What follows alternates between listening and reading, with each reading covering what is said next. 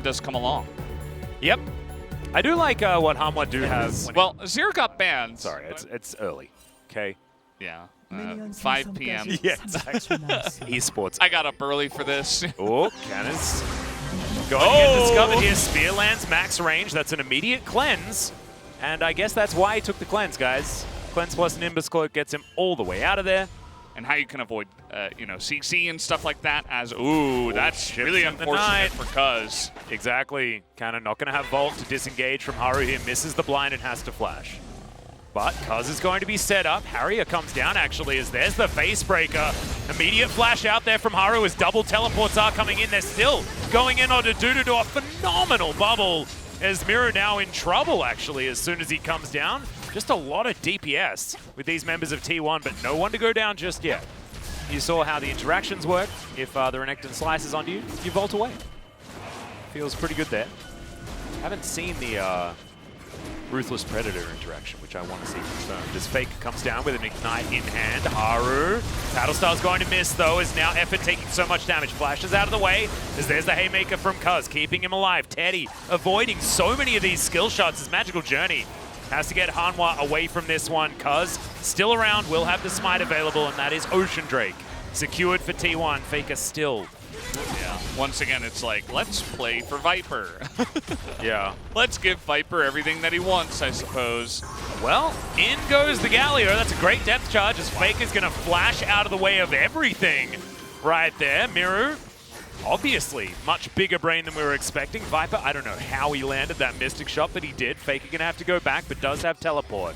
We'll have to wait and see how this fight goes. Yep.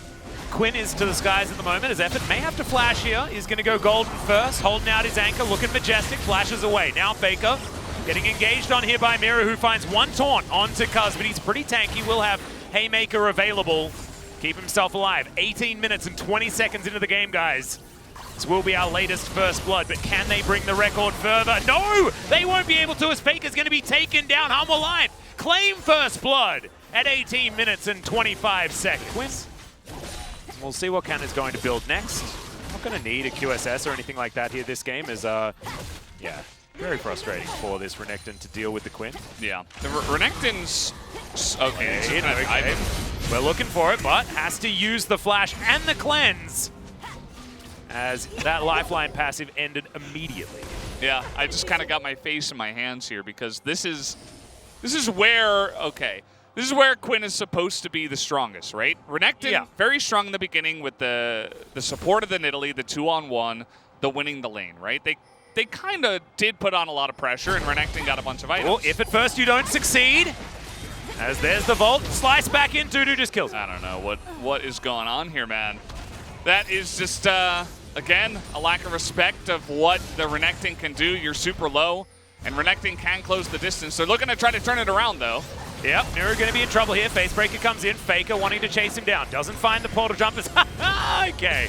Faker's going to go golden, but Dudu has made his way in. Faker gets out. Cuz may not be so lucky. Haymaker, fair bit of damage. Both of them get inside the Tempered Fate. It's a golden cuddle just to make sure that they survive. Lahen's to the rescue. He's going to take a Magical Journey, trying to find the stun on Effort. Doesn't get there, though. Can't make the connection. Miru trying to Justice punch forward, and Hum alive on the attack.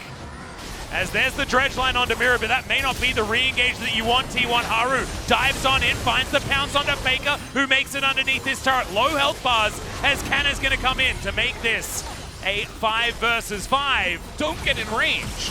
And because now they're fighting 4v5, as we have another fight here. We'll see whether this is going to be T1's first kill, as Lahen's actually gets dredge lined into his Tempered Fate. It's not going to actually do anything, as that's the first kill for T1.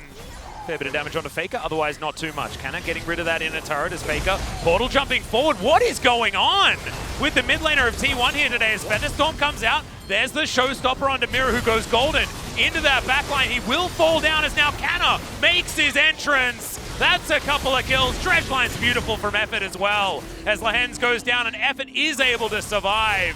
Summoner spells. Grabs his flashback again. That's all right. Here's the showstopper into the backline. Cuz joining Dudu there as Viper. Still at half health, feeling all right. That's a huge ultimate out of the Ezreal. Effort's going to get ripped apart. The Quinn died somewhere in there as well. Renekton grabs 1 kill. Beautiful timing there on the Justice Punch, and Harm Life smash T1 in the face. But it looks like Harm Life, they think they can do it. They've got a minion wave coming in. Faker, I don't know what he can actually do about this. He's got a broken stopwatch and nothing else, as we do have Nautilus respawning with the first Nexus turret. Is going to go down. The second now is in trouble as Viper's getting out of the way of effort where he can. Teddy and Cuz are going to respawn, but the Nexus is being focused, and Harm Life will take game 1 against T1. And it's a straight-up victory as well. It's but they baited themselves into it, T1. I mean, Kana just, he took the rocket ship. Welcome back everybody to the Analyst Desk, and this was Hana Life Esports taking on T1. Today we'll be joined by Subin Yoon and Victory and Pon for today's analysis. And this season with the translation. T1 has to get closer to the top 3 teams, and Hana Life Esports has to continue their momentum. It was a very dramatic victory coming out from Hana Life Esports, and we saw Quinn up against Renekton. Quinn is a hard counter into Renekton. At the same time, Hana Life Esports, they were taking the confident picks.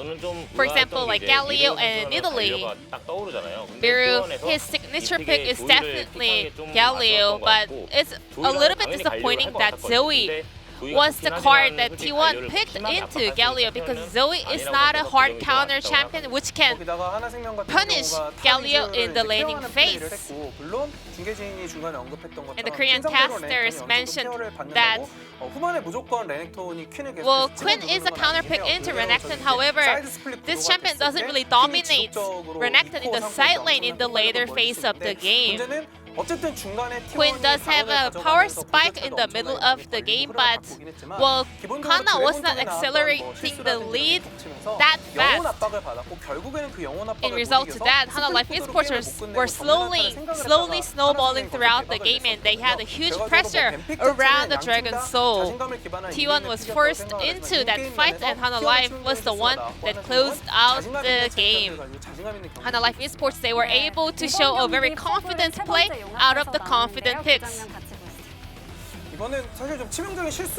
We saw a very critical blunder coming out from Faker over here. Hana Life was really smart going in for that engage onto Nautilus, and Dudu stunned Zoe, so Faker had to burn his cleanse. Zoe had to keep in mind that Hana Life Esports players had a lot of CCs, but watch here, he just jumped over the wall, because Faker, he played as if the Rift still had the wall around the blue buff. Well, T1 had the information that 2 of the tank players were in that rush, but Zoe was jumping forward to land his skills, but he got caught and he had to die in that play. And that was maybe a foreshadowing of the whole result of this game.